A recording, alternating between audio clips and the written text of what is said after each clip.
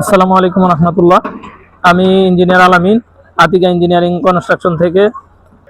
আজকের সুপারভিশনের উদ্দেশ্য আউটসাইডে plaster. আউটসাইডের plaster খুবই গুরুত্বপূর্ণ, কারণ এটি বাইরে থেকে সৌন্দর্য বর্ধনের জন্য খুবই আকর্ষণীয় করে তোলে। প্লাস্টারের রেশিও হলো 1:4। 1:4টা কি? 1 হলো সিমেন্ট আর 4 হলো সিমেন্টের 4 গুণ হলো বালি। প্লাস্টার আমরা কয়েকভাবে চেক দিয়ে থাকি। প্লাস্টার কয়েকটি চেকের মধ্যে আমরা উষা, পাট্টা, গজ এবং মাটামের মাধ্যমে আমরা কিন্তু প্লাস্টার চেক দিয়ে থাকি।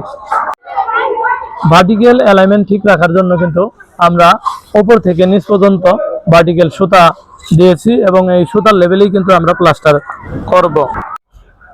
আরেকটি গুরুত্বপূর্ণ বিষয়, প্লাস্টার দ্রুত ফিনিশিং আনার জন্য মিস্ত্রিরা অনেক সময় শুকনা বালি বা ভুরা ব্যবহার করে, কিন্তু এটা করতে দেওয়া যাবে না।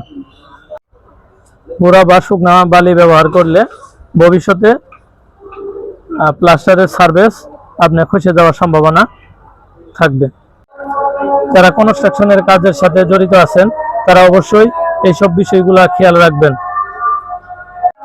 ধন্যবাদ। আসসালামু আলাইকুম রহমতুল্লাহ।